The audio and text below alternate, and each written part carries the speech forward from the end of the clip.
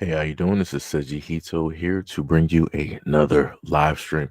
This one is going to be a little bit more informative, intensive, I guess you could say, with the information that I'm going to show you both in video and that I will read off to you either throughout or a little bit later on after some of the videos go by. Some of the information is directly in front of you at this moment in time where it states that history repeats itself.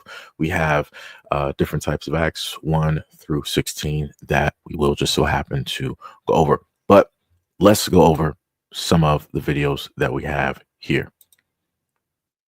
Barracks for male workers only. The shacks are divided into compartments. There are 18 men in each compartment. Sunday is the only day off for these workers, but they cannot spend it with their families because their wives and children have been evicted and resettled in special rural areas, the Bantustans. The government keeps the men here to work in the factories and docks of Cape Town. They live in these labor camps and can only return to the Bantustans for 1 month in every year. For the other 11 months, the wives in the Bantustans can do nothing except wait for news and money from them. The nearest Bantustans are over 300 miles away, and the government Act prevents the women and children from joining their husbands in the township. The government's justification for the policy of splitting up black families was given by Mr. Froneman while he was Deputy Minister of Justice. Black workers must not be burdened with superfluous appendages like women and children. 50% of black workers and their families are now forced to live apart, and here in Cape Town, the figure has reached 5%. In this film, we show what it's like for the black people of South Africa to be on the receiving end of the white government's apartheid policies. South Africa is a rich industrialized country with the capability of producing her own nuclear bombs. In this country of 22 million people, the lives of the 15 million blacks, 2 million coloreds, and 600,000 Indians are totally controlled by the white minority of under 4 million. The whites alone have the vote, and the whites alone control the government and the law, industry, and the armed forces. From this solid base of supremacy, white South Africans enjoy the highest standard of living in the world.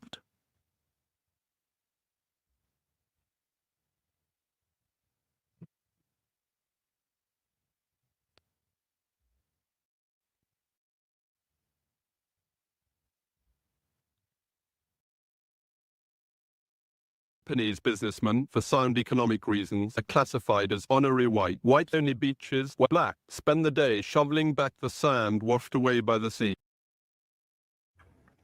Okay, so that again is South Africa, right? Johannesburg. And they were stating how it is that the natives there, the people that were originally on that land before the Europeans got there and yada, yada, yada. And now dealing with today, how, hey, we see that you guys are directly on this land. We got other plans for it, even though we're not specifically native to said land. And we're going to co-opt this land and own it. And we're going to make you guys workers. Not only are we going to make you guys workers, but whatever buildings that you pretty much had here, we're going to dispose of those buildings. And then we're going to make you some new temporary shelter somewhere else, right? While we rejuvenate the land that you're directly on. And not only are you going to be workers and paid low wages, but you're going to clean directly up after us. And on top of that, you're going to be working for almost a full year and maybe, just maybe have, a few weeks to a month off in order to spend time with your family. And then it's right back to work. And then if you had other individuals such as Asian peoples, right? Asian, Indian that came directly there, they too were also separated, but not so much in the sense of the Africans, the South Africaners that were specifically there on that land. And as stated in the video, they said that, hey, if you were Chinese or Japanese, you were listed as honorary white. Color me surprised on that one. Let's continue. It can be a state in a state.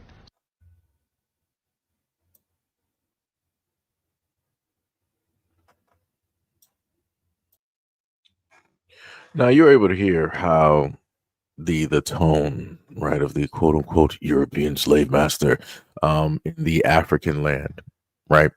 And how it is that at the start of the video they were like, okay, well, just give them in a sense this land here. It'll be a country within a country or city within city, however it is that he wanted to frame it, right? That's the power and the mindset of those types of people And you later on heard him specifically state that I'm not grabbing the land, I am entitled. How are you entitled to a place of which you did not originate? Just DNA wise, you did not originate from that land. Your heritage, your people, you guys did not. You are not organic to that land at all. I don't care if they are specifically born there in South Africa. Organically, you were never there. You took some ships, and then you just so can't get my words right. You happen upon that land.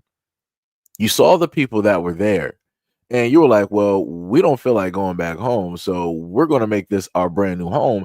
And because we're going to make this and deem this our brand new home, we're going to steal this directly from you. We're going to take this directly from you. Either you're going to give it up or we're going to do it by force. Either which way is fine by us, but we're going to have this land, right? Because that's the entitlement that he's specifically speaking on, right? That's why he wanted to correct the UK journalist interviewer that was directly speaking to him. I'm not grabbing the land. I'm entitled. How are you entitled? How are you entitled? You may be entitled to the land that you originally came from. You may be entitled to some things directly up there, but you're not entitled to something that you did not even originate from. Your people weren't even founded here millions of years ago. Like, yeah, come on, let's stop playing games. Let's 100% stop playing games. But this is why I've stated before that things like this are very problematic. And because you still have things like this still existence to this day, this is how you have the continent, right? As messed up as it is at this moment in time. Because even the native natural people there can't do what it is that they need to specifically do because there's still some type of a form of a ruling class, even though his people make up a small percentage of the people that are directly on that land. Color me surprised. But then even with his people making up that smaller percentage, they still own upwards to what, 70% of the land directly up there, which is diabolical, which is crazy. 100% crazy. But let's continue. Black person in 2024 and say that we're being racist for not trusting white people or being hesitant around white people. Let's do some logic for a second. If Ruby Bridges, the first black girl to integrate into schools, has an Instagram page and is still alive today, those people that were calling her a and bringing nooses to a little child going to school, where do you think they are now? Where do you think their siblings are now? Where do you think their children are now? Do you think that all of these racist people just poof disappeared off the earth? Martin Luther King was killed 1 year before my mom was born. My grandma can still remember. The MOVE movement was bombed by the American government in Philadelphia in 1985. My mom was 16. Where do you think all of these racist ass people came from? Our previous presidential candidates were born before segregation. 20 years before him. Are y'all stupid? So again, just going a little bit back and forth, showing a little bit of context on how it is that you have certain things that have taken place here, then you have certain things that have taken place over there in Africa or in South Africa, and how those things are pretty much equal and balanced on how it is that both people who are highly melanated are treated on their own lands, even though both of these places are completely separate. The ideology that one group has, quote unquote, the ruling class, the ideology that they have, it moves back and forth. It's as fluid as water. And it doesn't matter how separate, it doesn't matter if they didn't specifically come from the same area of Europe. They still do the exact same thing, no matter where it is that they just so happen to go. But let's continue.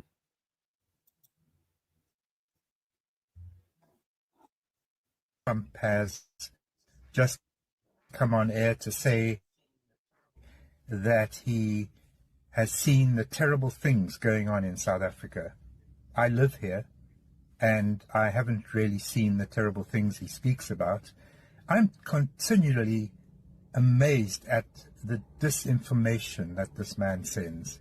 I'm amazed that anyone would believe him. We in South Africa are laughing. We honestly are. But what worries me most is that you Americans seem to believe him. Even statements about your own country, you believe that he's doing the best thing. I feel very sad for you and very down. I hope you can get this man out one way or the other. So that was a European man that was speaking on Trump. Even over there, they're like, yo, America, we don't know specifically what it is that you guys are doing. We don't know specifically what it is that you guys are about, but this just ain't it. How is it that you're allowing this individual, to go by and do and say all of these things? And then you're going to also believe it. But then you have people from around the world that are trying to tell Americans vastly different. Again, you have the United States propaganda versus what other people are able to see, digest, understand, and also the information that they have on the United States. This is why I commonly tell people that, hey, if you're going to go out there and try to learn some type of information, don't just specifically take it from America's point of view, because America will paint its own point of view as if they are the heroes of every single story, as if they are the good guys every single time, and yada, yada, yada. Other people will let you know specifically what it is. But let's continue. When we the Makati people were moved, some of us had agreed to leave, and when they began demolished, but behind our backs, they began to demolish our houses as well. They were destroyed very quickly. There were soldiers with guns and dogs chasing us. As I ran, I saw them beating a man. He was outnumbered 3-1 by white men who were hitting him with their rifle butts. They had 2 dogs with them. Then they turned on a woman who had just given birth to a baby. They throttled her against the wall of a house, and then they took her to Cromwell. Some of us ran away. In the confusion, some children were left in the houses. They even took away mothers, leaving newborn babies behind. We felt that we could not survive this butchery. Our houses were lying in ruins, totally destroyed.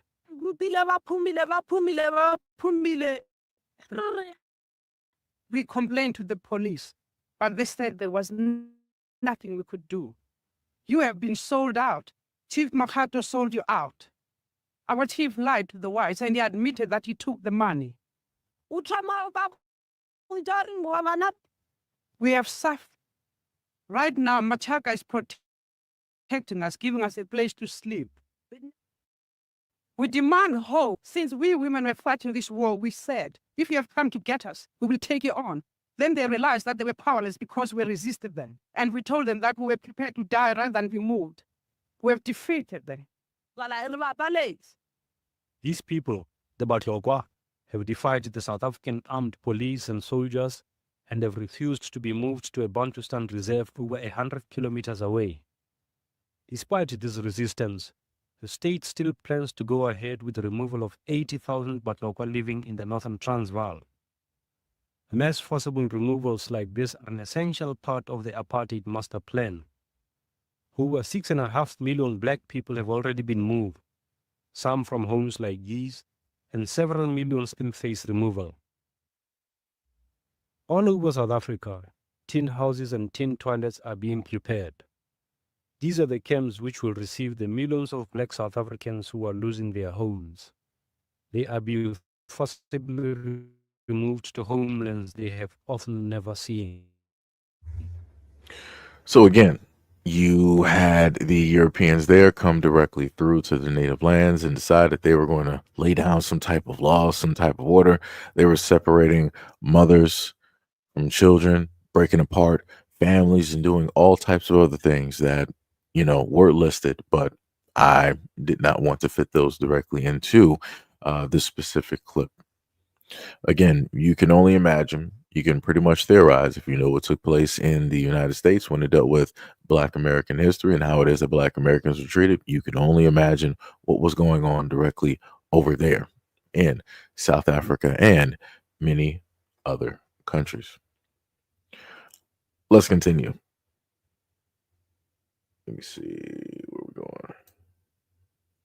Whoops.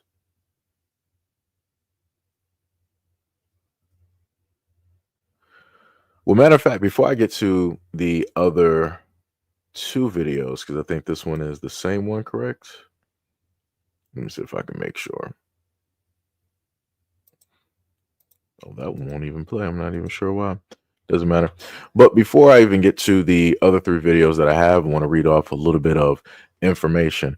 Also, to anybody that is currently here, that's been here for the longest time for a lot of the live streams that I've done over the week or so, pay very close attention to the numbers. This also lets you know how it is that YouTube, the system that is here, will play around with the notifications and how it is that they will decide to let people know when a content creator who is covering information like this actually goes live, or when it is that I will deliver videos directly to you.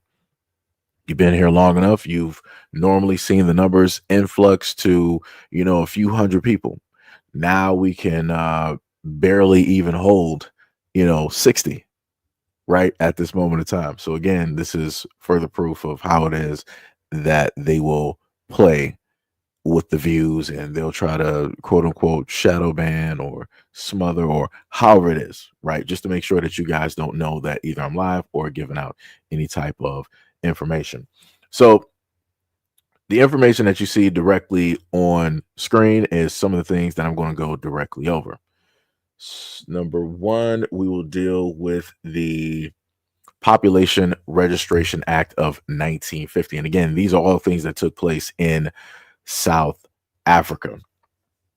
Population Registration Act of 1950 was a key piece of apartheid era legislation in South Africa. It was enacted by the National Party government to classify South Africans into racial categories. Again, this was a part of one of the clips that I gave you earlier on, where they were specifically talking about the racial categories that they have for the Asians, the Indians, the whites, the Africans, and so on, forming the legal basis for racial segregation. Racial classifications. Every South African was classified into one of four racial groups. Number one, white, people of European descent. Number two, black, Bantu or African, indigenous African people. Number three, colored, people of mixed racial heritage. Number four, Indian/Asian, people of India or Asian descent. Next, they have the act required individuals to be registered according to their racial classification. Identity documents indicated a person's race, which determined their rights. So again, whatever your race was, you had certain types of rights depending on the tier list of where it is that you fell. Based on physical appearance, linguistic ability, and even social status. Officials use controversial tests such as the pencil test, where a pencil was placed in a person's hair to determine their texture. Legal and social impacts. The act was a cornerstone of apartheid policies, enforcing segregation in housing, education, employment, and public services. It led to families being forcibly separated if they were classified under different racial categories. Then you have the repeal of the act. The Population Registration Act was repealed in 1991. So again, not that long ago, by the government of President F.W. de Klerk as part of South Africa's transition away from apartheid. Next, we'll go over the Group Areas Act of 1950. Was a law enacted by the apartheid government in South Africa that legally segregated different racial groups into designated residential and business areas. It was one of the key laws that industrialized apartheid, reinforcing racial segregation and discrimination. Number one, forced relocation. The law led to a forced removal of non-white communities from areas designated for white people. Thousands of families were displaced, losing their homes and businesses. Number two, segregated living spaces. The act divided South Africans into different racial zones: white, black, colored, aka mixed race, and Indians were forced to live in separate areas. Number three, economic impact. The law restricted non white people from owning property or running businesses in white designated areas, further entrenching economic inequality. So, number four, social disruption. The forced removals broke up communities and distributed social and cultural life. Sorry, disrupted social and cultural life, causing long lasting psychological and social damage. Other consequences. Areas such as District 6 in Cape Town and Sophiatown in Johannesburg were cleared of non white residents. Number two, the creation of black only townships like Soweto and Lenga, where non white workers were housed under poor living conditions. Number three, increased racial tensions and resistant movements, leading to protests and opposition from anti apartheid activists. The group area was later amended several times but remained a key tool of apartheid until it was repealed in 1991 as South Africa moved towards democracy. Its efforts, however, continue to be felt in the country's social and economic structures today. Next, we'll go to Bantu Authority Act of 1951 was a key piece of apartheid legislation based by the South African government under the rule of National Party. The act laid the foundation for the system of homelands or Bantustans, which were designated areas where Black South Africans were forced to live based on their ethnic group. Number one, creation of tribal authorities. The act established a system of local government for Black South Africans through tribal, regional, and territorial authorities under the control of the central government. Number two, strengthening of apartheid policies. It was designed to enforce racial segregation by restricting Black South Africans to specific areas and limiting their political and economic rights. Number three, undermining traditional leadership. While it claimed to empower traditional chiefs, the act actually made them dependent on the apartheid government for the position and the authority. Number four, the foundation of Bantustans. The laws set the groundwork for later legislation, such as Promotion of Bantu Self-Government Act of 1959, which eventually led to the establishment of independent Bantustans, such as Transky and Bop Hatsuana. If I mispronounced that, my apologies. Consequences. It was widely opposed by the Black majority as it removed their political rights in white South Africa and forced them into underdeveloped homelands. Number two, it led to increased resistance from anti-apartheid movements, including the African National Congress or the ANC and the Pan-Africanist Congress or PAC. Number three, the system collapsed in the early 1990s as apartheid ended and the Bantustans were reintegrated into South Africa. Next, we will go directly to Native Abolition of Passes and Coordination of Document Act 1952 was a law enacted by apartheid government of South Africa, despite its name, which suggests that the abolition abolition of passes. The act actually reinforced the pass system that controlled the movement of Black South Africans. Number one, extension of pass laws. The act required all Black South Africans over the age of 16 to carry a reference book at all times. This book contained personal detailed employment history, tax payments, and permissions to be in certain areas. That pretty much sounds like the paperwork that Black people had to carry in America at a certain point in time. Number two, restricted movement. The reference book was essentially a pass that determined where Black individuals could live and work. It had to be presented to police officers or government officials upon demand. Number 3, criminalization of non-compliance, failure to carry the reference book or failure to produce it when acts led to arrest, fines, and imprisonment. Number 4, coordination in documents. It attempted to centralize and regulate the documentation of Black South Africans under one system to strengthen state surveillance and control. Impacts of the act: increased oppression. The law intensified apartheid era restrictions on the movement of Black South Africans, making it harder for them to seek employment in cities without permission.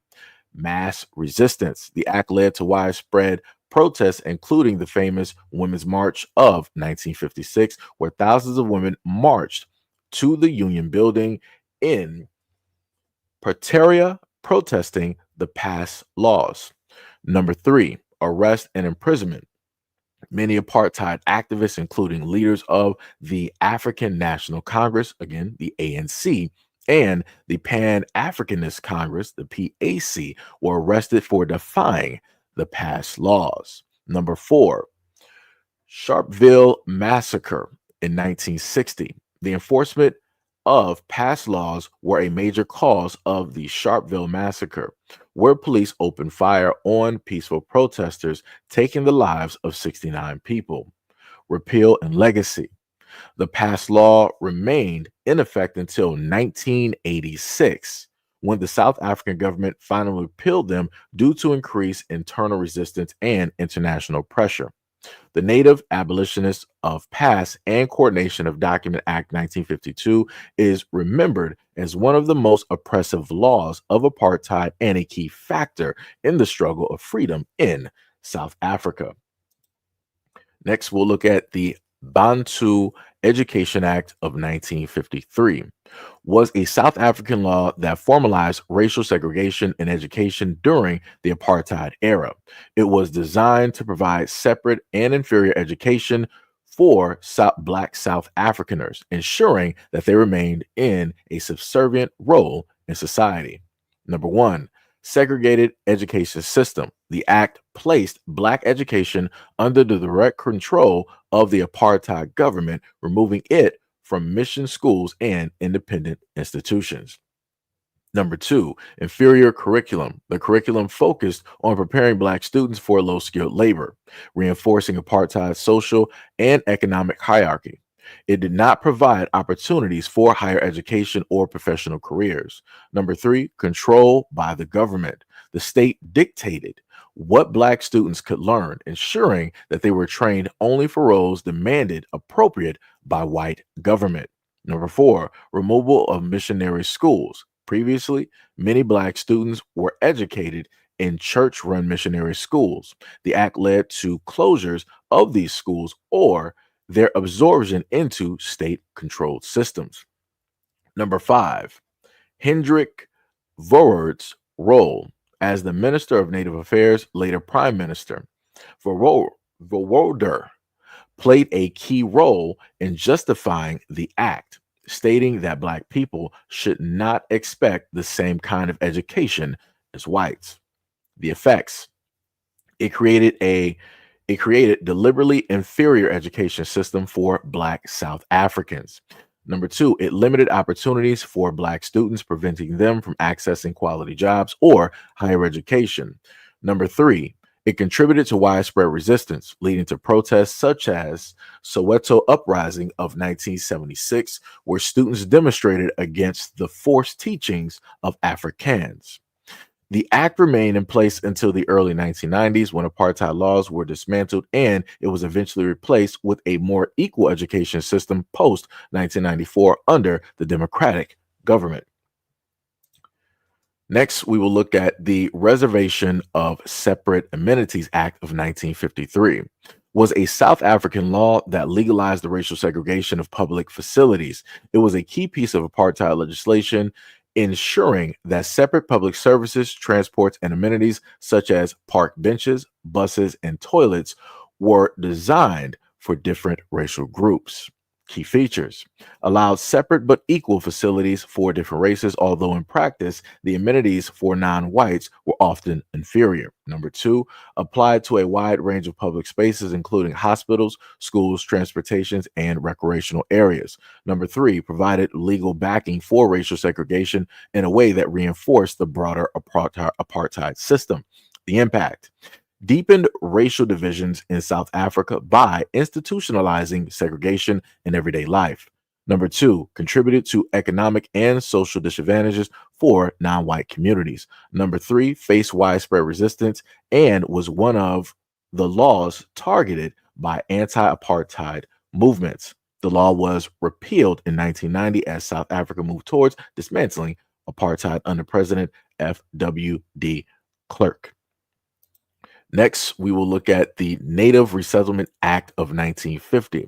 Was a law passed in South Africa under the apartheid government. It provided for the forced removal and resettlement of Black South Afrikaners from area designated for white occupants, particularly in and around Johannesburg. The purpose: allow the state to forcibly remove Black South Africans from areas designated as white and relocate them to government controlled areas. Aim to clear the area near white urban centers, particularly Johannesburg, of Black residents. Number two, led to the removal of thousands of Black South Africans, most notably from Sophiatown, a culturally rich Black community in Johannesburg. Many were relocated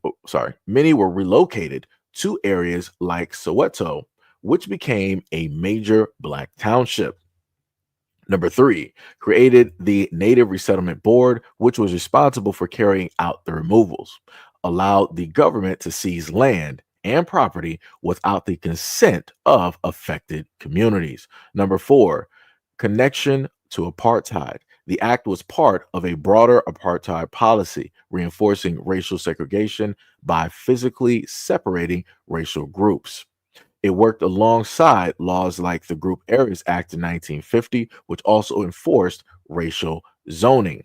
Significance: the act to the act led to significant human rights abuse as families were forcibly removed from their homes.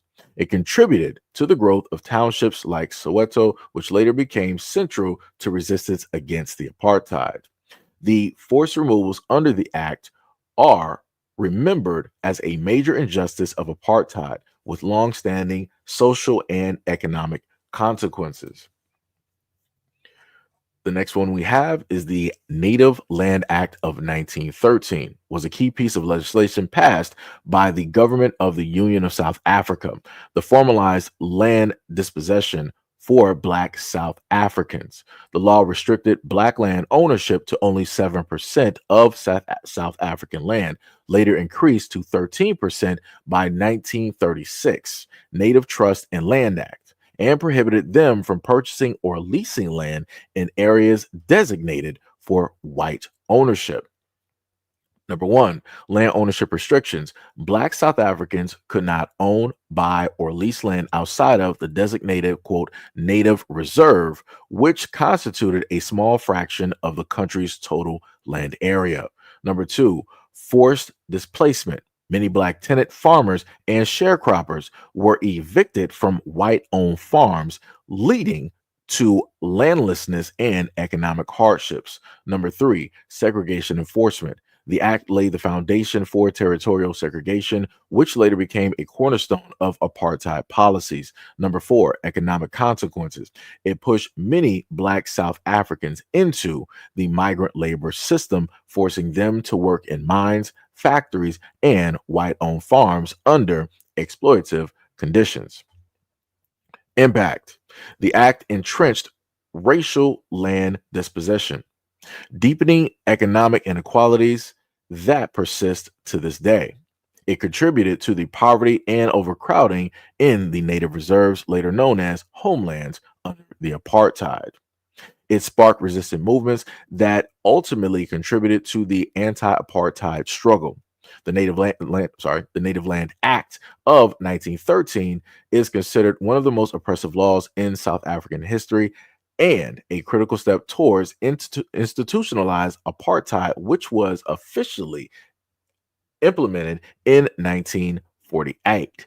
The effects of this act still felt in land reform debates in South Africa today. Get a little bit of water. All right. Next, we have the urban areas inquiry. Oh, I had to actually swap over. Let me see. Get that one. Urban areas inquiry of 1950. The Urban Area Act of 1950, officially known as the Group Areas Act number 41 of 1950, was a significant piece of apartheid legislation in South Africa. It was one of the cornerstones of the apartheid system, which institutionalized racial segregation and discrimination against non-white populations, particularly Black South Afrikaners. Number one, racial segregation in urban areas. The act designated specific residential and business areas for different racial groups: white, Black, colored, Indian. It forced non-white populations to live in segregated townships, often located far from city centers and economic opportunities. Number two, forced removals. The act authorized the government to forcibly remove non-white communities from areas designated for white people. This led to the displacement of millions of people and the destruction of vibrant multicultural communities. Number three, control over the movement. The act restricted the movement of Black South Africans into urban areas unless they were employed there. It required Black individuals to carry passes under the pass law to enter urban areas, further controlling their mobility. Number four, economic and social impact. The act entrenched economic inequality by limiting non-white access to resources, jobs, and education in urban areas. It reinforced the racial hierarchy, with white South Afrikaners benefiting from superior infrastructure and services. Legacy. The Urban Area Act was part of a broader framework of apartheid laws designed to maintain white supremacy and control over South Africa's economy and society. It caused immense suffering, disrupting families and communities and perpetuating poverty among non-white populations. The act was eventually repealed in 1991 as part of the dismantling of the apartheid, but its legacy continues to affect the South African urban landscape and the socioeconomic inequalities. Next, we have the Promotion of Bantu Self-Government Act of 1959. The Promotion of Bantu Self-Government Act 1959, Act number 46 of 1959, was a significant piece of apartheid legislation in South Africa. It was enacted by the National Party government to further entrench the policy of racial segregation and to advance the idea of separate development for different racial groups, particularly the Black African population. Number one, establishment of Bantu homelands or Bantu stands. The act aimed to create self-governing territories for Black South Africans, known as Bantu stands or homelands. The territories were based on ethnic groupings and were intended to become independent states. The ultimate goal was to strip Black South Africans of their South African citizenship and make them citizens of these homelands, thereby excluding them from political participation in South Africa. Number two, separate development. The act was part of a broader apartheid policy of separate development, which sought to segregate South African racial groups geographically, politically, and economically. It reinforced the idea that Black South Africans should exercise political rights only within designated homelands, not in, quote, white South Africa. Number three, denial of political rights. By promoting self-government in the homeland, the act effectively denied Black South Africans any political representation or rights in the broader South African political system. This was a deliberate move to consolidate white minority rule and maintain control over the majority Black population. Number four, ethnic division. The act emphasized ethnic division among Black South Afrikaners, categorizing them into distinct groups such as Zulu, Xhosa, or Sotho, and assigning each group to a specific homeland. This was intended to weaken Black unity and resistance to apartheid by fostering ethnic nationalism. The impact. The act was widely criticized, both domestically and internationally, as a tool of oppression and racial discrimination. The Bantustans were economically unviable and heavily dependent on the South African government, leading to widespread poverty and underdevelopment. The international community largely rejected the legitimacy of Bantustans, and no country other than South Africa recognizes them as an independent state.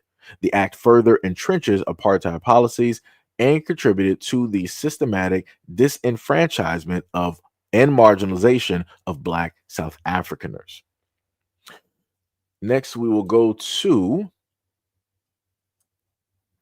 the Extension of University Education Act of 1959 was a significant piece of legislation enacted in South Africa during the apartheid era. It was designed to extend and control university education along racial lines, reinforcing the apartheid government's policy of segregation and racial discrimination. Number one, segregation of universities. The act mandated the establishment of separate universities for different racial groups, including white, Black, colored, and Indian students. Existing universities were required to admit only students of a specific race, effectively ending the limited multicultural education that had existed at some institutions.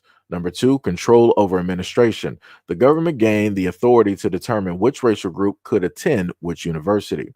This was part of the broader apartheid policy of ensuring that education reinforced racial segregation and inequality. Number three, restrictions of academic freedoms. The act imposed strict control of the curriculum, staff appointments, and student activities at universities. It aimed to prevent universities from becoming centers of opposition to apartheid policies. Number four, establishment of ethnic universities. The act led to the creation of new universities specifically for Black students, such as the University of Zululand and the University of North. These institutions were often underfunded and lacked the resources and academic freedoms of the historically white universities.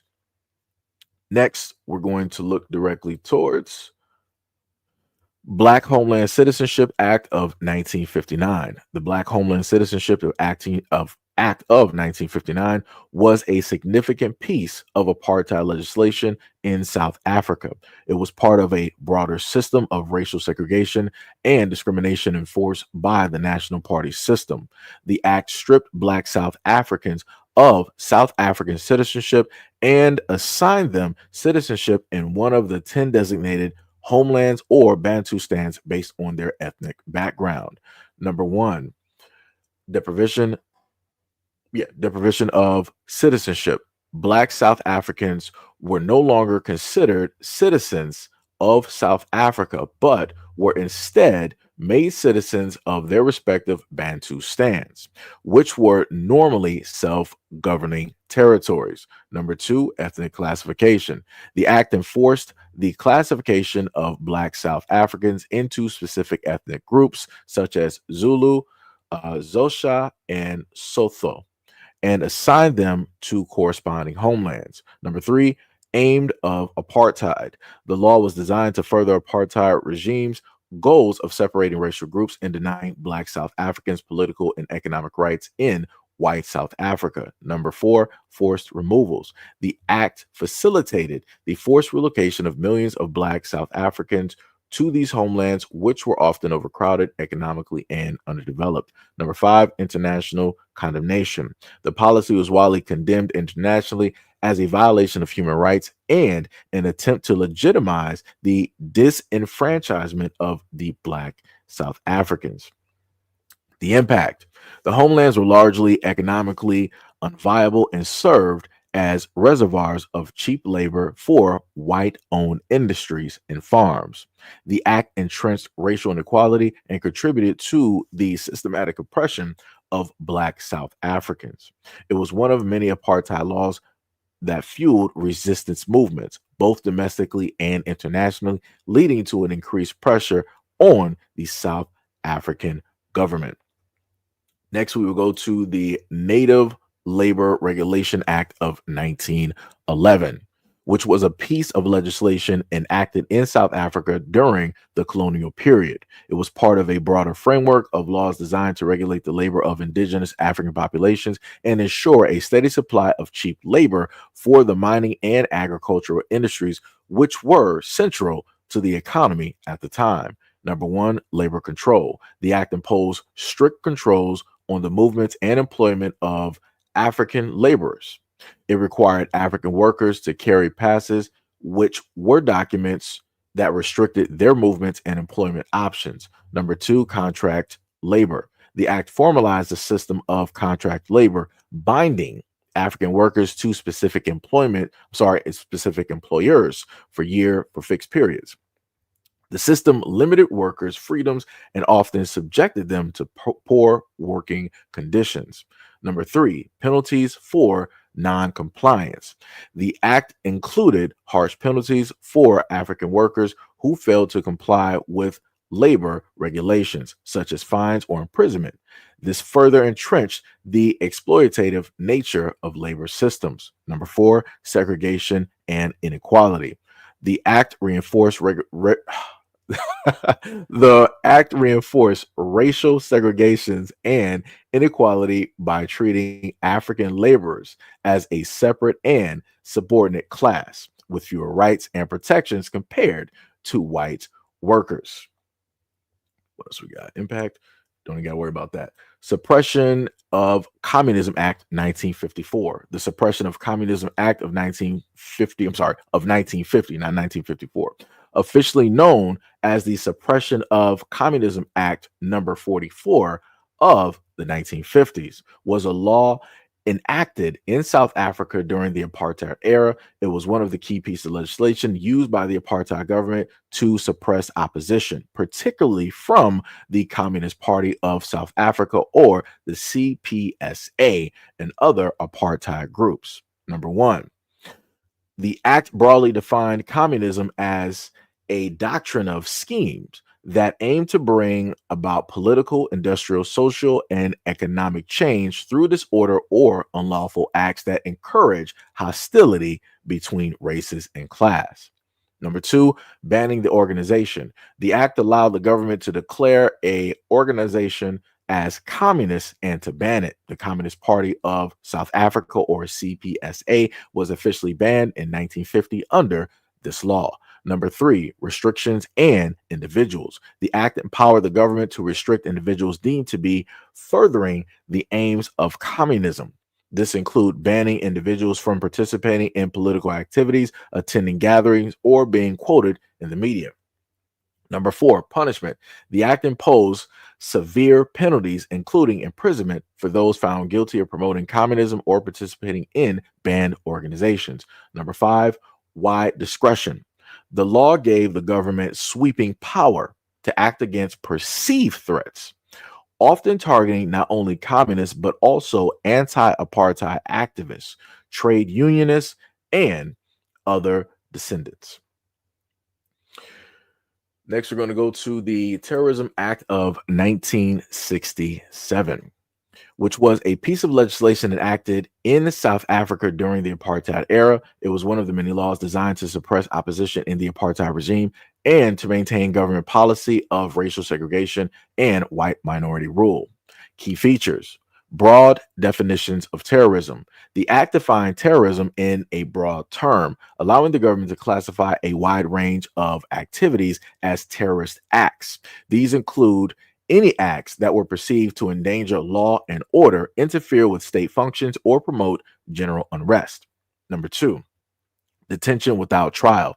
The act allows for the detention of individuals without trial for an indefinite period. Detainees could be held in solitary confinement and were often subjected to intense interrogation, which frequently involved torture and other forms of abuse. Number three, retrospective application. The act could be applied retrospectively, meaning individuals could be charged for actions that were not considered crimes at the time that they were committed.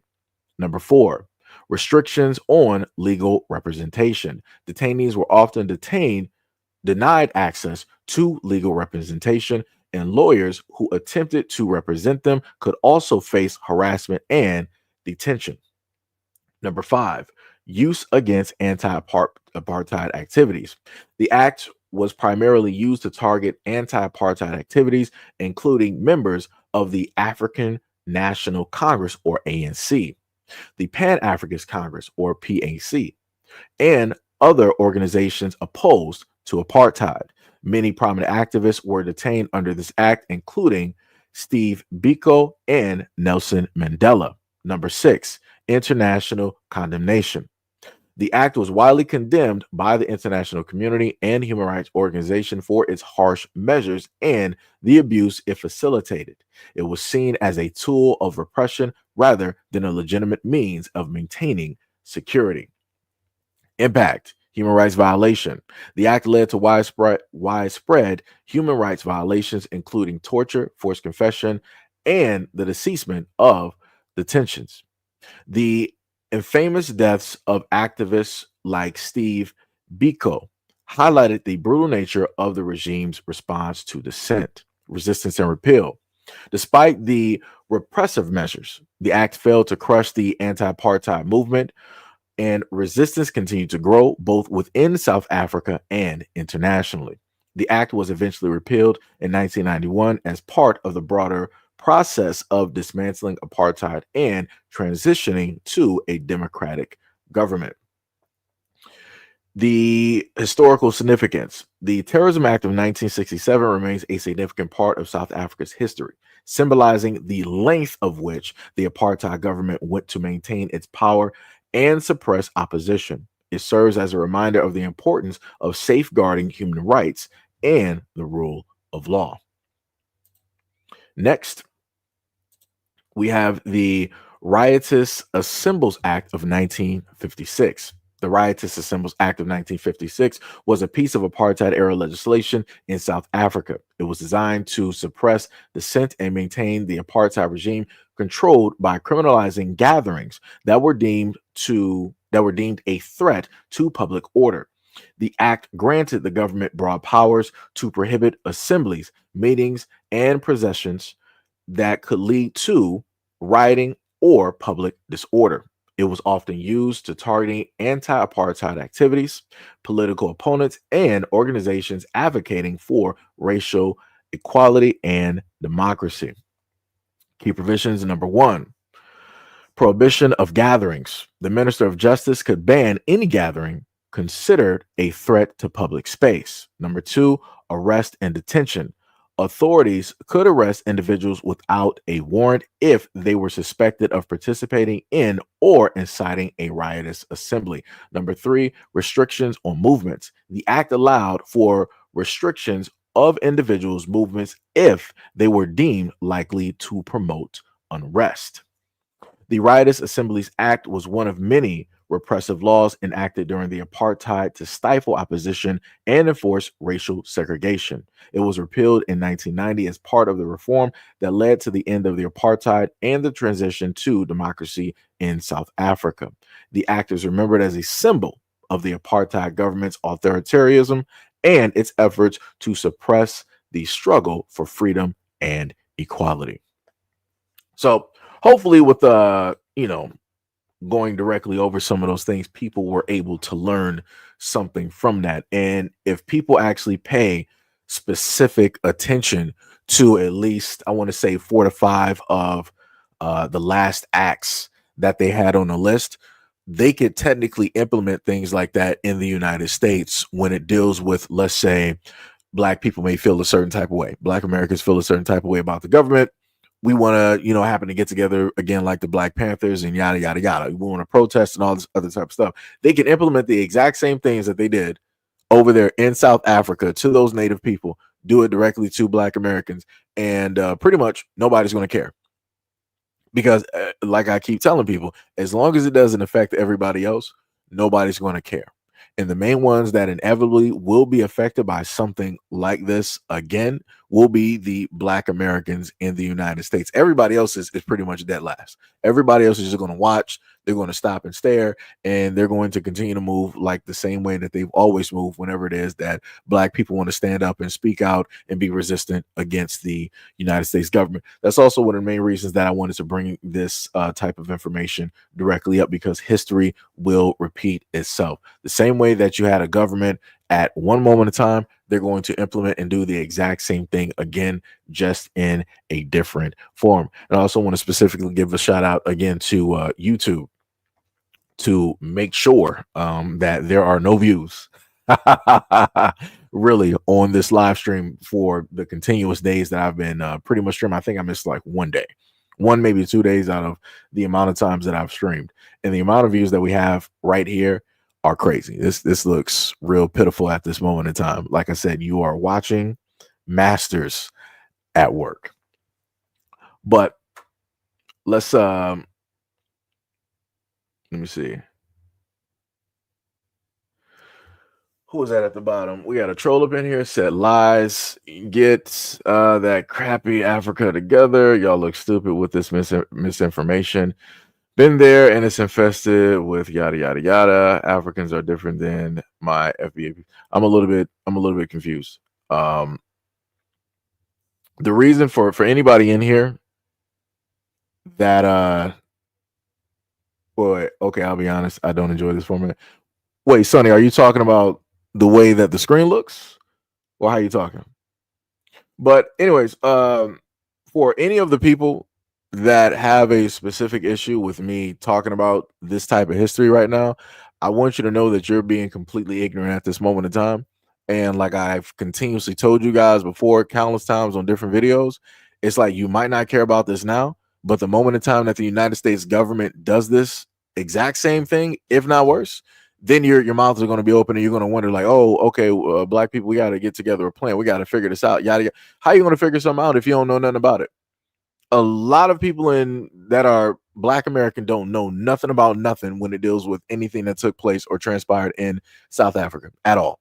Because again, these are not things taught directly in history books. The only thing that we're taught in history books, like, hey, Black Americans, guess what? You guys were slaves. That's pretty much where you started, and here you are now. Thank white people for the reason that you're free and you have all right. That's the only history.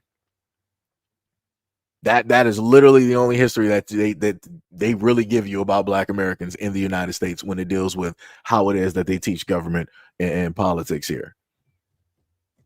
This type of stuff that I'm telling you about, and how specifically out of all 1 through 16 acts, you heard the fact that no matter what act was there, all the way from 1911 to 1959? Yeah, about like 1959.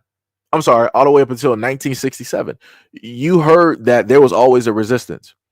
You heard that there was always a group or groups directly out there, internally specifically, that were fighting against this continuously, no matter what was taking place, no matter what wasn't broadcast, no matter what wasn't taught or given directly to the people. The main thing that should be paying attention to a lot of people here is that education wise, it wasn't equal.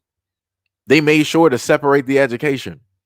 And I tried to sit up there and tell y'all from personal experience of both going to schools in the suburbs, going to private schools, and going to public schools, that there is a difference in the education. But again, I'm sitting up there looking at comments, and you got people here talking about like, oh, I don't really care. This African problem, that all this other type of stuff. Like I said, and then when this exact same thing happens to your kids, when the same exact things happen to you, don't say I ain't try to warn you. Don't say I ain't try to educate you on something so that you can be up on something before anything happens. So that if you're aware of this situation, you can see it before it happens here. But like I said, if people want to sit back and stay stupid, go ahead. Be willfully stupid. Be willfully ignorant. The same thing I sit up there and tell a lot of the white Americans when they want to roll up here and they want to start trolling. Go ahead. Be just like them. Be willfully ignorant. Be all stupid. Go ahead and knock yourself right on out. Like, it's crazy to me. It is 100% crazy. Like, this is why I sit up there and keep trying to tell people, this is why when it deals with Black Americans in America, this is why a lot of things ain't moving. This is why a lot of things ain't happening. A lot of people don't want to read. A lot of people don't want to learn information. A lot of people don't want to learn about the past. So it's going to tend to repeat itself time and time and time and time and time again. And you know what's going to sit up there and take place and happen? It's going to be your kids. And then they're going to be responsible for what it is that you didn't learn, what it is that you didn't do, what it is and how it is that you decided not to move. They're going to have to take on that responsibility the same exact way as we right now have to take on the responsibility from a lot of our parents and our grandparents. But like I said, it is what it is. It is what it is. Like, it's completely ridiculous. 100% ridiculous. But let's continue. You know, because people don't want to pay attention. Let's continue. Black inventors that you should have heard of, coming to you live for the National Inventors let Hall white of Fame. people talk. We're going to kick things off with Marie Van Brittan Brown, the woman who was ADT and Ring before ADT and Ring ever existed. In the 1960s, as a nurse in New York, she was fascinated with electronic products, and her husband happened to work in the electronics industry, so she got her hands on some closed-circuit television cameras. And what she did was create a home security system, complete with that closed-circuit camera, remote door locks, panic buttons to the fire and police department. She could remotely lock and unlock her door, and she received a patent for this. George Washington Murray was born into slavery in 1853 in South Carolina, and he actually served in Congress. He was the only African American in the 53rd and 54th Congress. But he was also an inventor, and he held 8 patents in farming and agriculture. And one of those patents, those inventions, was this one right here, which was inspired by his wife's sewing machine. And it was a farming device that had interchangeable parts. Next up on our list is the man, the myth, the legend, George Washington Carver. George Washington Carver did not invent the peanut, that was the big guy, or peanut butter, but he did find over 325 uses for the peanut, aka legume, revolutionizing the entire industry.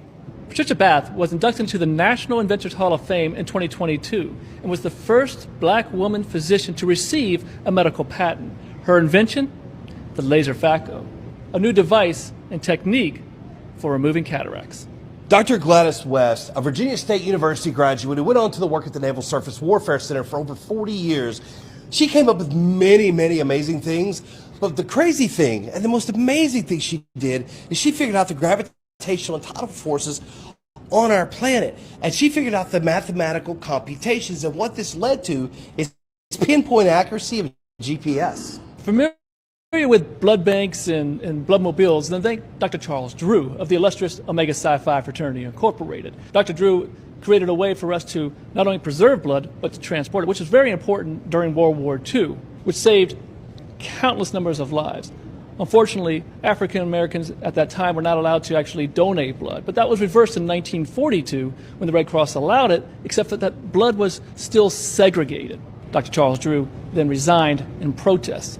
Sadly, Dr. Charles Drew would actually die in 1950 in a car accident. One of my favorite inventors of all time, Frederick McKinley Jones. He was orphaned at 11 years old with a 6th grade education, and he went on to change our world. Not only did he patent the movie ticket dispensing machine, he created a pre-runner of the snowmobile and the portable x-ray machine. He also created mobile refrigeration, which gave the world Thermo King, which is how we transport frozen items from point A to point B. And he received over 60 patents in his lifetime. If you like breadcrumbs in your salad, then you're going to love Joseph Lee. Born in 1849, he spent the first 10 years of his life in slavery. He then went on to be a blacksmith in the Civil War and then served as a steward in the U.S. Coast Survey. Now, as a steward, he was a cook and a baker, and it was the baking that changed everything. A self-taught entrepreneur, Lee created a device that was a kneading device that helped streamline the baking process and create more uniform bread. With a lot more bread, he started looking around and seeing that there's a lot actually going to waste.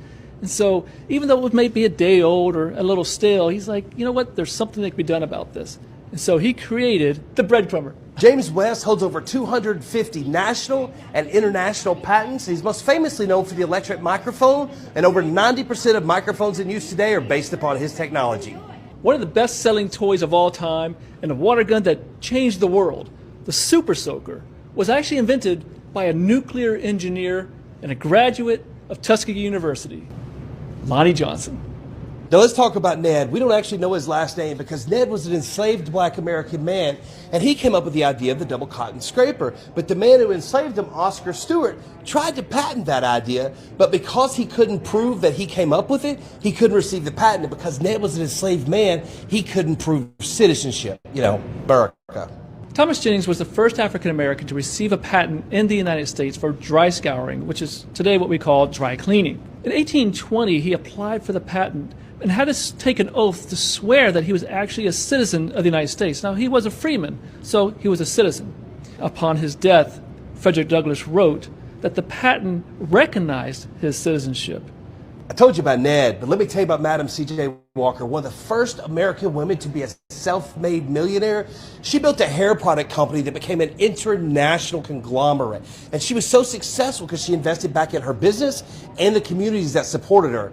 And she actually went to President Woodrow Wilson in 1917 to demand that we make lynching a crime. If you like working from home, then thank Marion Croak, the inventor of the Voice over the Internet protocol. She's the one who kept us all connected during COVID. Walt Disney's most prolific inventor is Laney Smoot. He has 106 patents and counting. And one of my personal favorites is the extendable lightsaber. And he has been revolutionizing the film industry. And one of those inventions is this right here, the holotile floor technology, which allows actors to be on stage, stand on the floor, and walk and move in any direction without ever actually moving. This concludes our tour at the National Inventors Hall of Fame here in Alexandria, Virginia, where this is like a living, breathing database of some of the most brilliant and American genius in our country's history. So, what are we going to talk about next? Next. So everybody was able to hear that, right? Because again, you know, I happen to understand that a lot of people don't want to happen to hear it directly from a black man's mouth. When he wants to specifically, you know, bring up some heroes and how it is that black people have invented and contributed directly to the United States. So here you got two white guys that decided to sit up there and do it. So I'm waiting for any type of troll or anybody that has a problem, want to try to dissect or try to state that, oh yeah, that stuff didn't exist. That's not historically accurate. It was actually you know, white men that invented everything. You know. But yeah.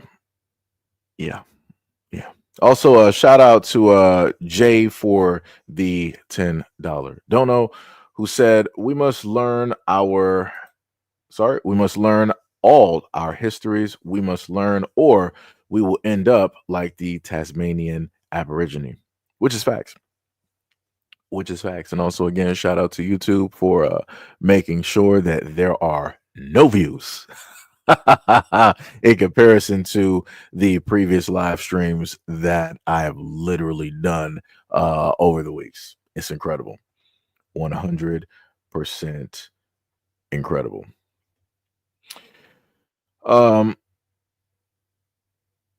Yeah, Chief, I'm not even sure where we're even going directly with this. We were talking about black people who were inventors. Just saying. So I'm not even sure where you're even trying to go at this moment in time. We went from talking about 1 through 16 different acts that took place over there in South Africa and how those effects could still be you know, felt directly to this day.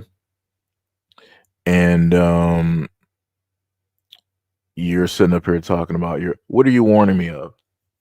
Because now that sounds like a threat. So what are you warning me of? Because I've been threatened by white people up here before. So just saying.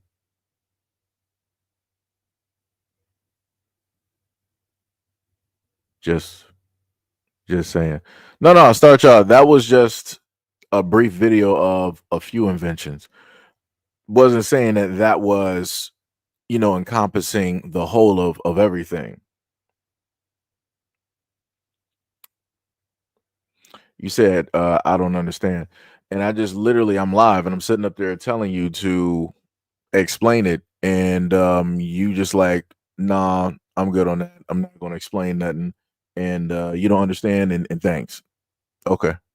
Like that makes no sense. Literally, that makes no sense. At least when I happen to deal with like the racists that want to come up here, they'll actually explain some stuff. They'll actually have like a conversation and whatnot, right? But anyways, let me keep going. The pyramids all over our continent. This is the old world, totally hidden from us. I'm gonna send you a link. Please do. Yeah, dude. I heard something interesting yesterday, and I have no proof of it, but it just felt right. I heard that Malcolm X was talking about before he died that actually black people are indigenous to Tartaria America. And wouldn't that be so interesting if that were true? That they made up all these lies about how no one was here and they didn't steal the land or the buildings from anyone. They came here and made it themselves. And then they treated black people the worst ever. It feels like they're trying to hide from all people of color that they're indigenous to here. Well, specifically black people too. That's what I keep hearing. And you know, you think about like the pyramids, the like Egyptian relics in the Grand Canyon, you know? And you go, yeah, maybe, you know. That feels right. It feels like, you know, if a bunch of white supremacists decided they wanted to take over the entire world, you would kind of have to do that, right? You'd have to say, you don't get to have this place and you never lived here, you know? You got to disconnect people from the land. Isn't that what they're doing with all this ether and covering the sun and, you know, draining the ether? I mean, like, everything they do is to disconnect us from the land. Because when we're connected to the ether and the land, bro, we can't be tricked and fooled and all this shit. We know it's them. We know what's going on. The only way they survive is through this chaos, right? But yeah, I don't know. So I'm exploring this. Dude, I would love the story if the only people who don't belong here are white people. I mean, we don't, but it would be such a good story to find out that black people are indigenous to America. That would be so good, dude. That would be the final nail in these white supremacist coffins, bro. And there is a final nail coming soon. I don't know what it's going to be, if it's the free ether or that or whatever, but I look forward to it. They deserve the worst. But yeah, dude, now that my eyes are open, I see everything. I see dude, I think I might live in a literal Tartarian house. Like, all of these old-ass Brooklyn buildings with, like, this nice coping in the front and, like, these cool brick designs, like, Americans don't make this, like, are all the, like, brownstones in Brooklyn, like, Tartarian, you know what I mean? I bet they are. But yeah, dude, it's everywhere. We live in Tartaria. Turtle Island. Tartaria. Yeah, Turtle Island is Tartaria, bro. Ooh, these Nancys are gonna lose control soon, right? It's so awesome, bro. But yeah, I see pyramids everywhere. I see everywhere. I see everything. So yes. You were able to sit up there and hear it directly from one of their own people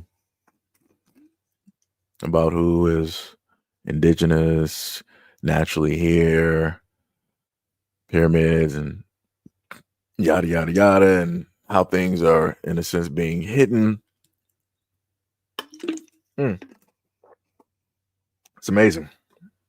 It's 100% amazing. Let me tell you. Yo, Mo, what is up? What is up? You said they drew images of natives they came into contact with. The natives had afros. Yeah, I think I seen a very, very rare image of one of those images, or maybe like a painting or something like that. And you know, like I said before, a lot of this stuff is very interesting.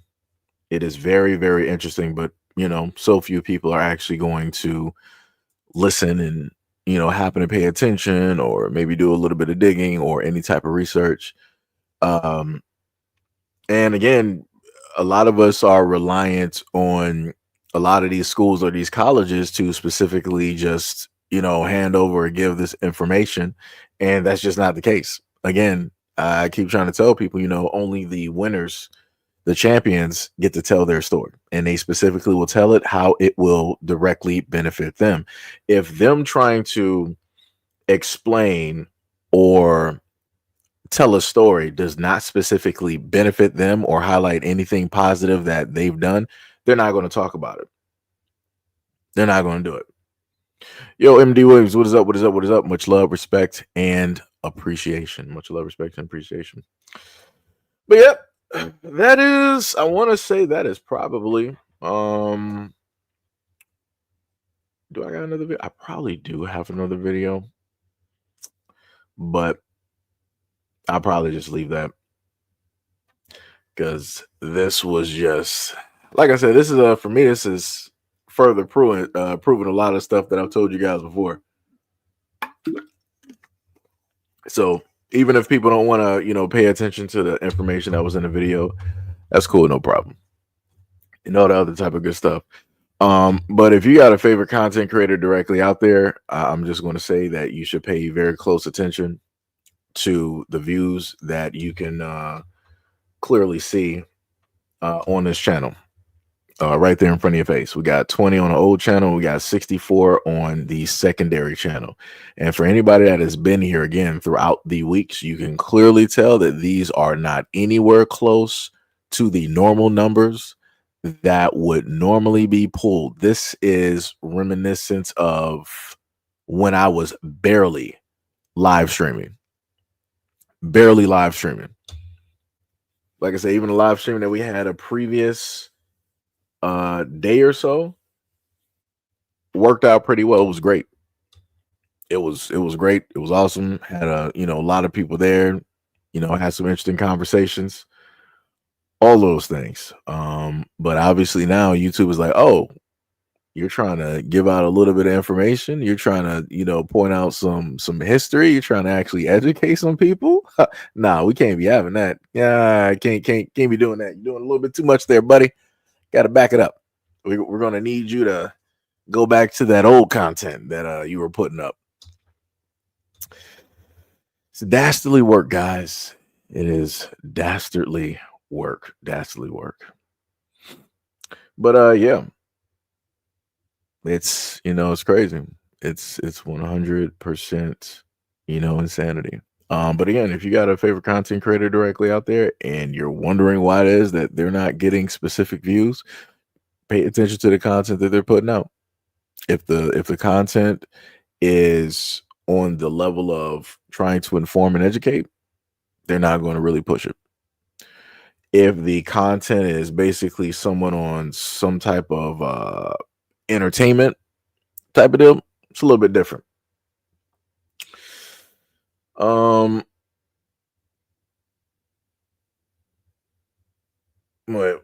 He said, how dumb are Americans focusing on the past like slavery and reparations when the present economy are dying and that China and Russia and the Middle East are laughing directly at them? So what country are you specifically from? Since you have a type of interest in that conversation, what country are you from? That's all I'm looking for. Where specifically are your people from?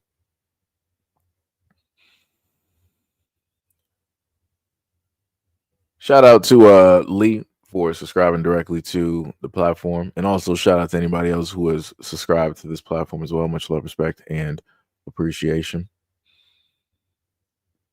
So I'm waiting for the last commenter to state where it is that they are from, since they have an invested interest in why it is that the United States is focused on slavery and reparations. Because the most interesting thing is the fact that you have a multitude of other groups directly out here who have received their reparations. The funniest thing is that we are taught, in a sense, history-wise, about indentured servitude, right? Which are, let's say, the Irish and the Scottish, which a lot of people like to say, oh, but Irish and Scottish were slaves too. Indentured servitude was a lot different from slavery, completely different. You willfully decided, like, okay, I'm going to work directly under this person for a fee, and then after such and such years, I'm good, right? I can do whatever it is that I want to do and live my life. If you were a slave, you did not have that ability to do so. You didn't have that ability to move to and from. This is again going back to some of the acts that I read directly over when it dealt with the South Africans and how it is that they weren't able to specifically properly move, how it is that the education system was split directly on purpose so that they would have a higher up class and then they would have a working class. But the funniest thing directly about that, talking about the higher ups in education, um, a lot of people in the United States don't even, matter of fact, let me specify, a lot of poor whites, and even if you're in the middle class, I'm talking about everybody middle class is pretty much poor. A lot of you poor whites don't even understand that your American system, of which you cherish and that you love so much, has dumbed you down to the point where the only thing that you can worry about is political this, right versus left, left versus right. That's it. That's pretty much all where you guys are going to sit up there and stay. And as long as those higher ups, the rich and the elites will sit up there and tell you, like, you're a little bit better than these people down here, you guys are completely fine. You guys got so much energy, you guys got so much pride and so much ego, not even understanding that you're allowing yourselves and your kids to be a slave force for the elites, which are again your own people. But yet you guys want to, roll up and try to troll and to say all of these, types of things. Like, it's ridiculous. Troll or not, no matter who's behind the profile or whatnot or whatever, sooner or later, what they wrote directly on that Georgia Stone is more than likely going to happen and transpire, where they said the population was to be no more than 500 million. That should tell you something right there. I've also brought to the fact to a lot of people of the amount of factory fires that were happening back in 2023. They were like over a different factory explosions, fires, shutdowns, and everything. And I told people, like, hey, this is just the start. Like, they're going to keep continuously doing this. I even brought up the fact that, hey, white farmers were talking about the fact that if they keep doing this, then that means that the prices of everything else is going to happen to go up, because then the feed or whatever it is that they have to feed the animals, that's going to go up in price too. So the buck is going to get, passed directly to, the ordinary citizens. Right. And then the funniest thing about that is, even when you have a video where white people are specifically conveying a message to everybody, they're not talking about any race, they're trying to convey a message to America. You will still have people like some of the ones in the comment section not paying attention. And I'm like, yeah, it's a lost cause. It's a lost cause to pretty much try to give or tell anybody any type of information, because like y'all just do not want to listen. Y'all do not want to listen. And I'm talking about on both sides. I'm talking about it don't matter if you're like white, Asian, Hispanic, if you're black, a lot of y'all just don't want to listen. A lot of y'all are just too smart for your own good. And this is how to get y'all to fall into a lot of traps and a lot of pitfalls. Because pretty soon was going to you know what, the funniest thing is, it's gotten to the point where I'm on social media and I'm looking at very conservative white boys are talking about how billionaires basically tricked them into pushing all of their anger onto black people in the black community. I would have never thought I would have heard those words. I'm like, I thought we were just the main villains. When it's getting to a point where these conservative white boys who are the future of this nation are starting to wake up and realize, like, yo, we are getting duped, we are getting tricked, there is some mass manipulation, when they're starting to actually critically think instead of using their racial talking points and their ideologies, they're actually looking at what is present, that lets you know that things are about to get shut down real quick. I would have never thought in all of my lifetime that I would ever start to see somebody like some of them. waking up and telling that to their audience. To their audience. But like I said before, y'all want to pull up to the scene and y'all want to just so happen to keep trolling, but you're not listening to those in your conservative market, your conservative niche, actually telling you specifically what it is that, hey, it ain't the black people that's the problem. We got elites and we got rich people that really don't care about us, and they look just like you. And they look just like you. And y'all still ain't listening. Y'all still ain't seeing it because they got you so brainwashed and brain warped into this fallacy.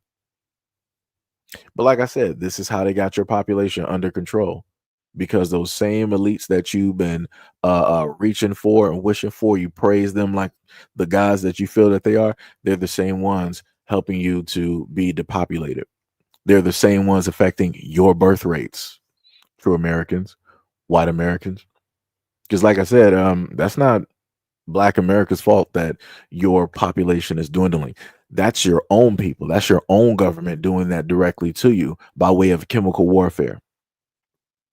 But y'all don't want to listen. Y'all want to play around and find out. And now it's getting to the point where your population is in such a bind right now that the vice president is sitting up there telling you on a national stage, I want you guys to have more babies. And then that got a standing ovation. Word? Really? You're just telling people to have kids, to have unprotected relations. That's it. It's not like it'd have been different if he said that he wants his people to get married and into, make families. He just said that he wants them to make more kids. Look at that. So that can just increase the amount of fatherlessness and broken homes in the white community. Because statistically speaking, how a lot of people like to state that, oh, there's no such thing as fatherlessness or broken homes in a white community. Well, if there aren't at this moment in time, there will be now. All you have to do is just throw a war directly into the mix, and you're going to see a whole bunch of babies being made within the next 4+ years. Because that's the same thing that happened during 9/11. The amount of, child boom or births that took place, incredible. Incredible. It's crazy.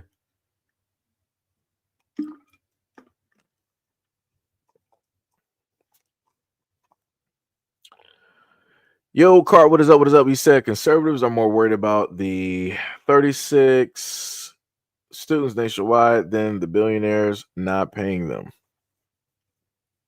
I mean, they're worried about just more than that. I'm just going to be honest.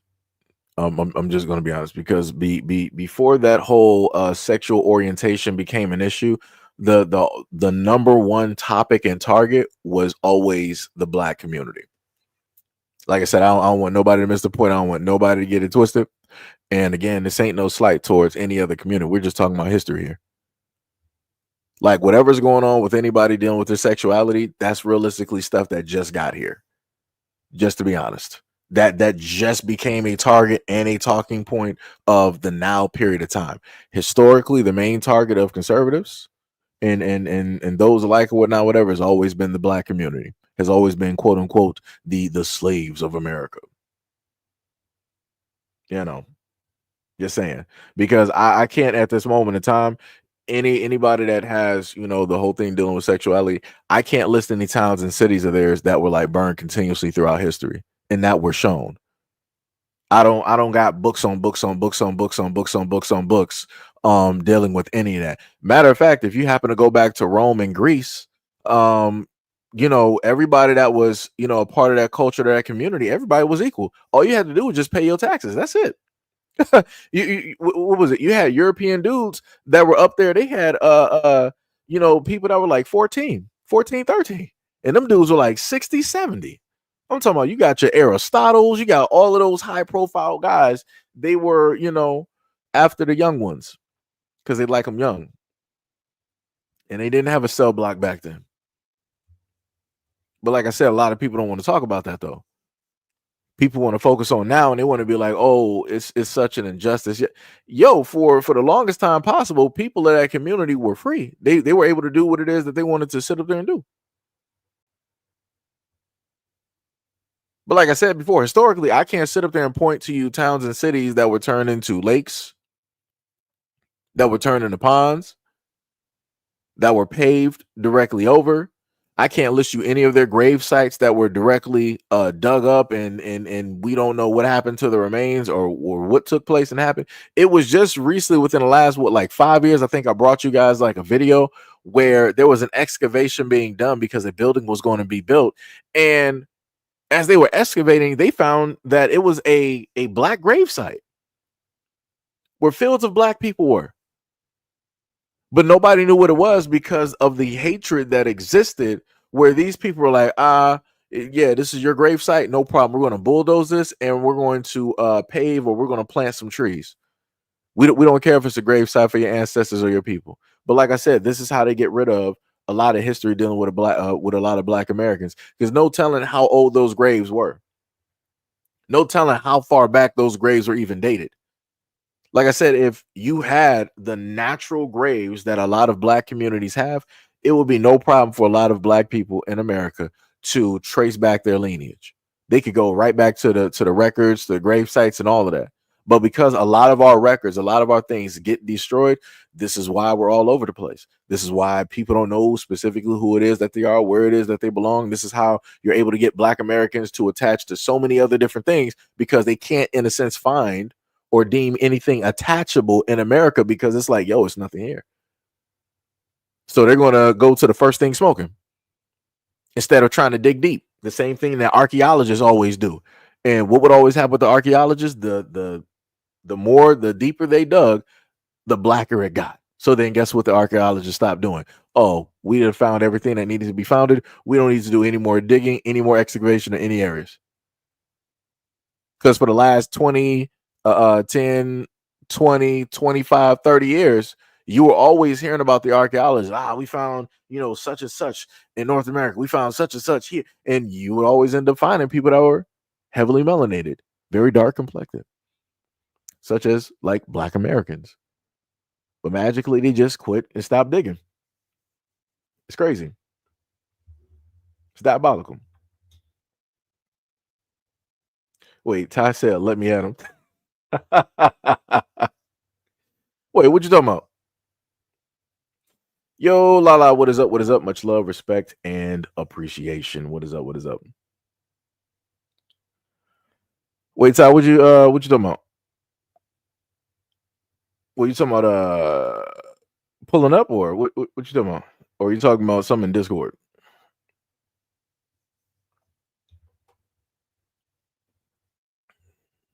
Oh, you wrote that at like 5:36. I'm a little bit late. I get into a trance when I start talking because I start staring directly at the mic.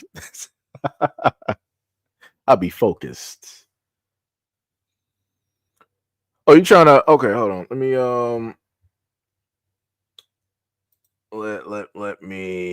let me see. Let me see. All right, Ty, I got you, brother.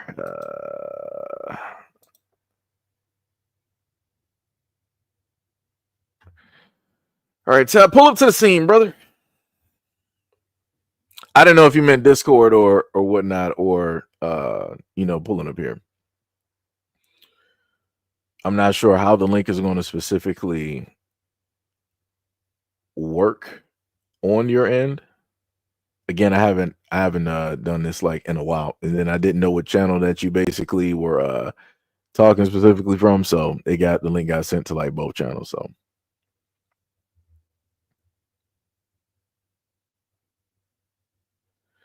let me see. Let me make that a little bit larger. 1, 2, 3, 4, 5, 6, 7, 8. I think technically, would I have to reduce any videos down here? I don't think I would. I don't think I would.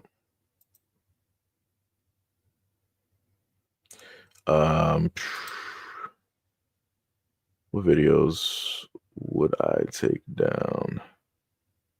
Oh,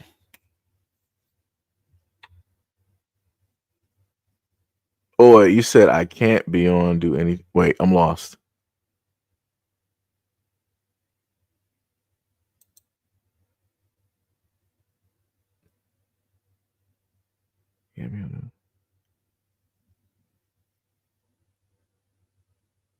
All right, let let me just take those down then. I got you.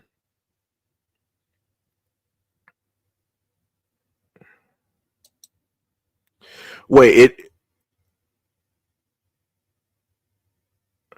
that's weird. It doesn't make any sense. No. That's but that's on StreamYard though. That's the thing. Like it should, like you should just automatically be able to pull up.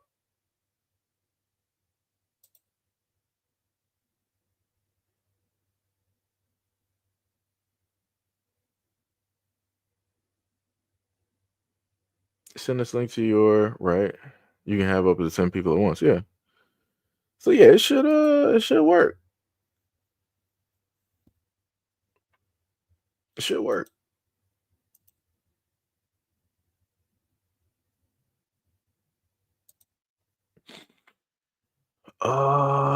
Said mobile is not friendly.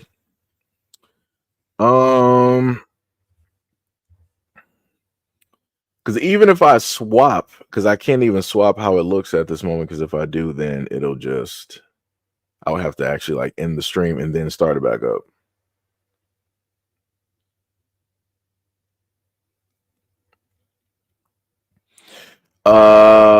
Yo, Minkai, what is up? What is up? You said, is YouTube still your main hustle?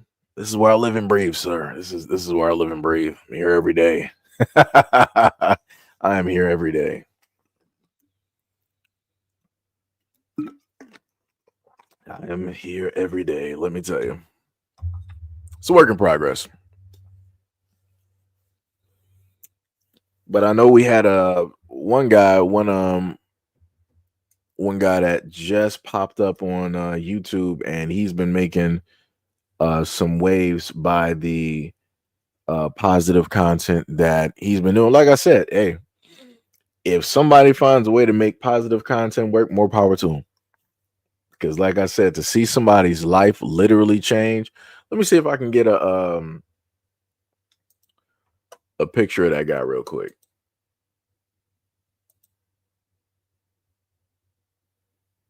Yo, why can I not click this? Let me see. Would I have to refresh this?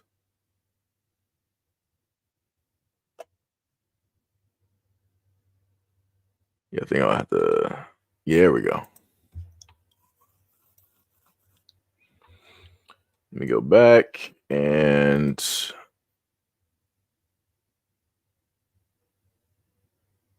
let me go to YouTube.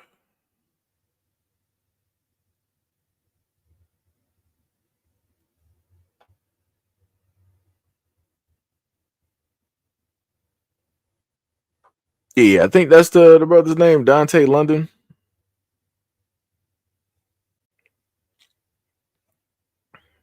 Dude was doing work out here. Let me see if I can get his what's the name?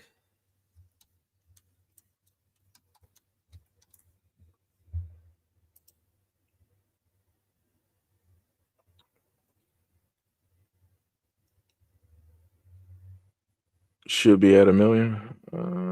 Not yet. It's gonna take a little bit. Hanlon, I think that's probably like his girlfriend's channel. I'm trying to find this dude real quick. There we go.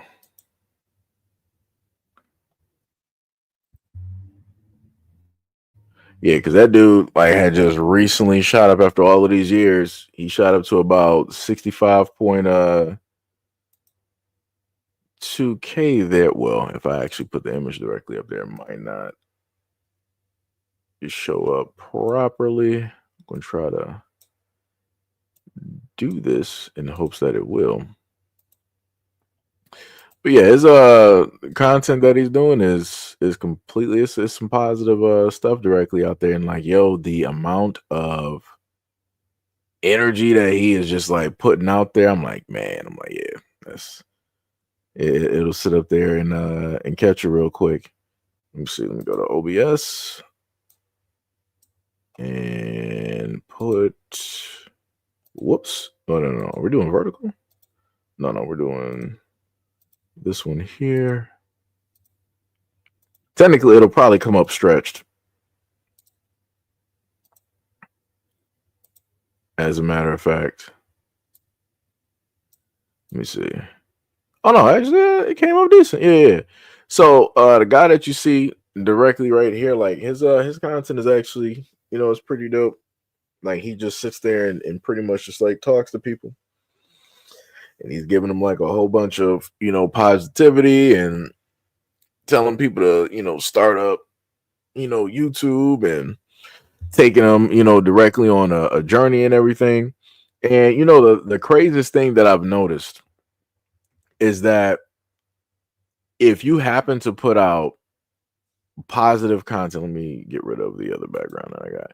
If you happen to put up positive content and you're trying to tell other people like, yo, go for it, chase your dreams, all this other type of stuff, the amount of like hate that people will start doing, because there's like other people out there doing like negative, sort of kind of like negative videos directly on what it is that he's doing, and trying to say that, oh, he's selling people a dream, that's not how it works, and yada.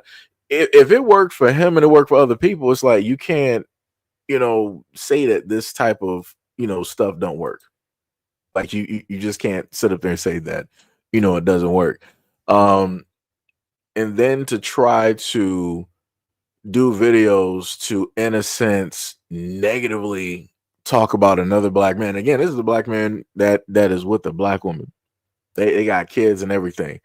And the dude literally talked about from the different jobs that he worked,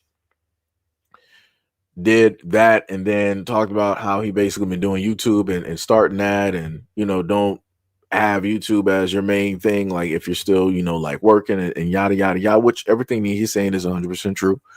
And then all of a sudden, some of the videos that he just did, like I think he said that he reached upwards to, in 1 month he ended up getting about like 20K because of the content that he does. And I'm like, that's a beautiful thing. And I said for the longest time, like, I would love it if we had people out here doing more types of positive content, and that people would be able to profit off of positivity. And at this moment, you at least have somebody that is actually doing it. Like the person is literally letting you into their home, into their situation, and trying to give you some step-by-step details on how to do stuff, in hopes that it will work for you. And again, just like he's even stated, he's like, he had to be consistent in order to do anything in life, and to be prosperous, to get to the place that you want to be. You have to be consistent. And he says that throughout a lot of the videos, at least that I've watched. But yeah, like I said before, it's crazy to see people in like their critiques, and how it is that they want to try to throw some subtle disses or shots directly at this guy. It doesn't make any type of sense, because it's like, realistically, the only reason that you're even talking about him is because of how it is that he's trending, because that other people are gravitating, are following him. So in order to capture any of those views, you want to sit up there and say something opposite. You want to try to give some type of critique because you feel that it needs to be done. And like I said, this is what happens when you have some positive content directly out there. You'll get some type of hate for like no reason. It's crazy. It is crazy. Yo, Lunch, what is up? What is up? You said, I'm here, but I'm 20 something minutes behind. Enjoy the live, Seji. Much love, much love. Minkai said they're still working double time on keeping black channels suppressed. Yeah, they are. This is why you see clear cut. This is why I always keep the numbers directly up there, so y'all can actually see what it is. Like I said, if y'all remember any of the numbers from the previous days or week or so that I've been streaming, this is not anywhere close to those numbers that we've had on these platforms. And I'm talking about combined. Like from both channels, I got a total of 65 views right now, and barely even holding that. So like I said, you're watching in real time, YouTube suppressing views, suppressing content because of the information that is within, said content. It's crazy, crazy work. Crazy work. Yo, Lunch, what is up? You said had to go back to the beginning of the video. Okay, I got you. Minkai said he got 100 and I'm sorry, he got 623 vids. Yep. Hey, Pink, what is up? Pink said, what I missed?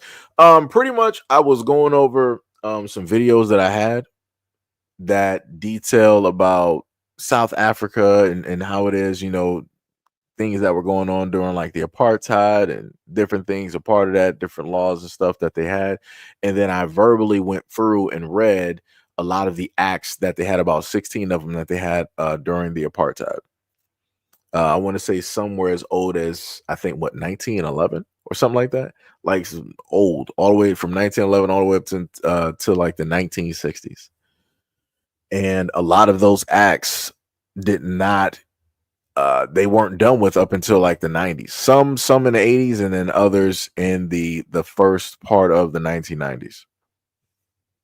And basically trying to explain to people that, hey, history repeats itself. Whatever happens somewhere else can easily happen again. And as I was reading through, my brain was basically telling me, was like, yo, some of these could very much be implemented here in the United States, just called something different. When it is that people want to protest, when they want to get together, when they want to, speak out on their disapproval about the government and, different things like that. So, yep. And you had some people that wanted to come through and troll, and then you had, other people that didn't want to specifically, pay attention and listen. And, like I said, it is what it is. As a content creator, I can only do what it is that I can. I can't force feed or tell people what it is that they need to do, what it is that they need to learn. I left that type of mentality a while ago, because I'm just like, do whatever you want to do, So that's pretty much it. And now I'm talking about the young man here, Dante London, who has some pretty good content, and he was listing some positive things on how it is that he was coming up and doing a lot of things and everything. Mama Jen L, what is up? You said Black South Africans were not enslaved. Slaves were imported from India.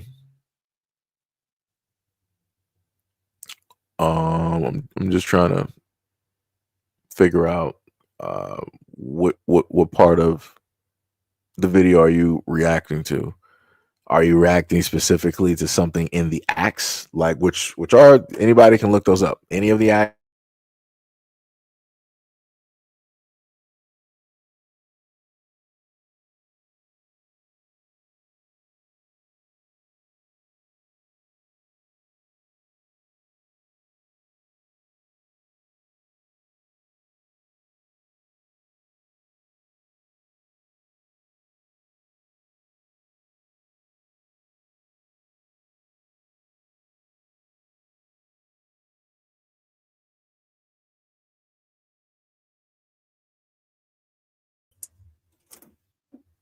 Let me see.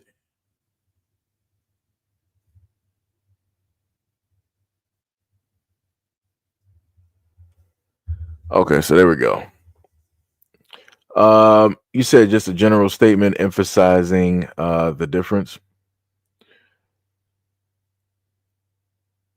I get what you're saying, and it's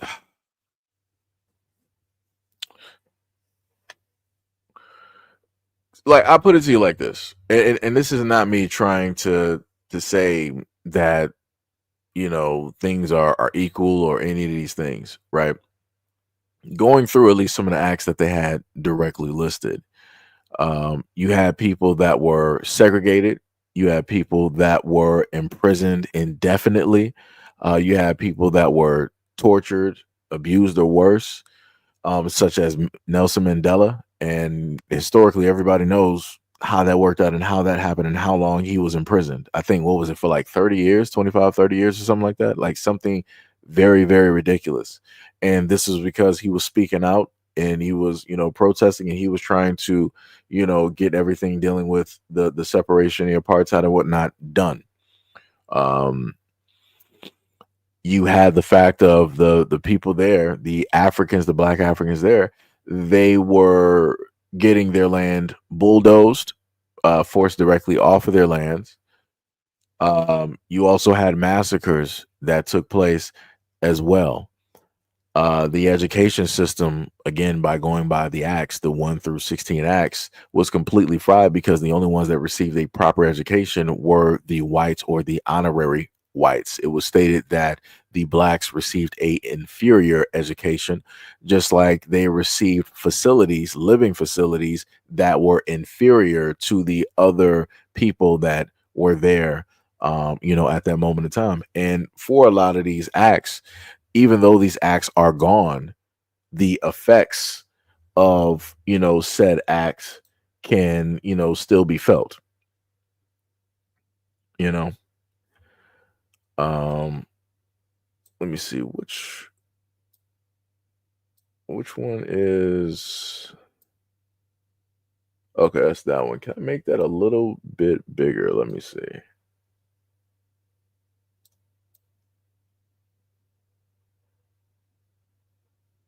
Yeah, I can kind of make that a little bit larger so that people can happen to see some of the acts that I went over. Of course, the numbers for the channel will be blocking, I think, number 16. I'm sorry, it'll block number 14. And I think you should be able to see number 16 and number 15. But anywho, again, the main thing is that whatever happened over there, whatever has been implemented there historically, can very easily be implemented over here and done worse to Black Americans. Because again, those were indigenous people. Those were people that were native directly to those lands, right? They were there. They're organic to those lands. The Europeans that just magically just crash landed there, they're not organic to that at all. Again, it's akin to everything that has happened to Black Americans, right? We've had some magical invaders come directly through. They decided to cause a whole bunch of disturbances and all of these things. They decided to take land, take away the religion and all of these other types of things, right? And quote unquote enslave those people, quote unquote deem them to be inferior, and force them to work for a system of which that benefits solely somebody else, right? So that, again, that's my main point of bringing this up, and also telling people to learn the history of different areas. Because if you can learn the history of different areas, you can understand how a lot of the individuals out here will move. The moment in time that a lot of us are ignorant of that history, we're just going to be caught like a deer in the headlights. We're not going to know what's taking place, what's happening, why it's what's happening, and all these other types of things. So, that's pretty much it. That's why the title that I have is South Africa is equal to America. That's pretty much why, I have the title directly up there. But last but not least, before I just so happen to go, I do have one more video for people. And technically, I'm actually happy that I saved this for last, because people can do with this information what it is that they want to do with it. Chances are people may not listen. So we're gonna, look directly at it. An investor for 10 years, and I'm telling you the vast majority are Caucasians. Now I want to tell you how some of these folks had access to millions in assets, but were still qualifying for government assistance. About 8 years ago, my mentor was trying to teach me about trust and trust structure. And he started sharing information on some of his friends that have been gaming the system all these years. Just by moving all these assets into the trust, they had no income and no assets on paper. So therefore, they can start qualifying for whatever they needed. Section 8, food stamps, Medicaid, Medicare, you name it. But then he really blew my mind, because these parents that had put all their assets into a trust, now when it was time for their kids to go to college, guess what? Now they qualify for student loans, grants, Pell Grants, things of that nature. Instead of the parents having to pay the full ride for school, financial aid paid half, student loans paid the other half. But guess what? Since that student was still a beneficiary, the trust actually paid for the student loan portion. So that man who specifically owns property and has done research is telling people that, hey, this is how these people out here move. This is what they do in order to get all of this Section 8, all of these government assistance. They hide everything directly into a trust so that, hey, on paper, they don't have any assets. They don't have anything. Right. So again, I just wanted to list that directly out there because a lot of people tend to believe or go off of the theory of what it is that everybody else states, where it's like, okay, well, we automatically know who's the overarching majority, who represents and who is on government assistance. It's the blacks, right? That's what a lot of people like to say. But again, you have a lot of these people, especially these women out here that are non-black, that live in these suburban areas, that live in these lavish, nice homes, and they're doing government assistance. Nice homes that they got, and government assistance is paying their bills, allowing them to buy food and all other types of things, because they're able to game the system of which was created directly for them to profit and gain directly from. Now, just imagine if it was the reverse, if somebody Caucasian was right there speaking and explaining to everybody else how it is that black people do something like this. Do you understand the outcry that would take place and happen? How it is that people would be so angry and so mad that one group is able to do something like this, and they would just try to say, oh, this is racism. It's not.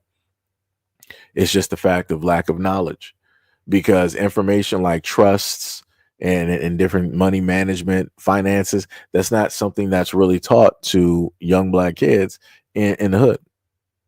Like at none of the schools that I went to up until I went to high school, and I think either I picked or they gave me accounting.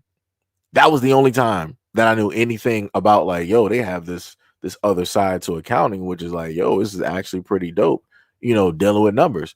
And that was by way of an accountant that was actually my teacher during the time. I wish I remembered the lady's name. She was one of the shortest teachers I ever had in my life. I want to say she was probably about like 5 feet tall or something close to that.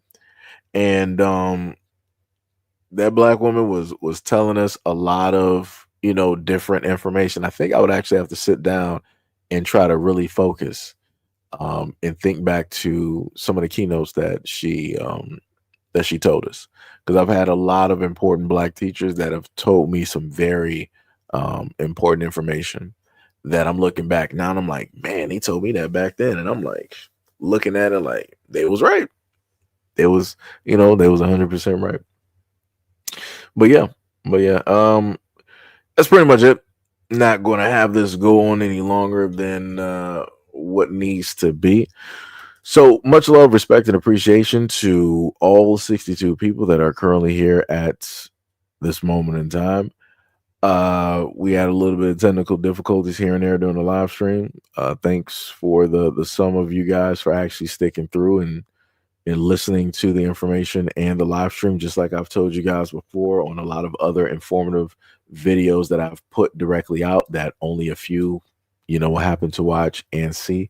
I very much appreciate you guys here taking out the time to just hear me out and listen. I really do. Like I said, I wouldn't be able to do the things that I do without people like you. And also shout out to anybody that donated by way of the stream or by way of any of the other links that I have placed directly on the live as well. And also shout out to anybody that may be a part of the Patreon and that are still there at this moment in time. Much love, respect, and appreciation. So that is it. I will, I guess, catch you guys on the next live and or video. Peace out.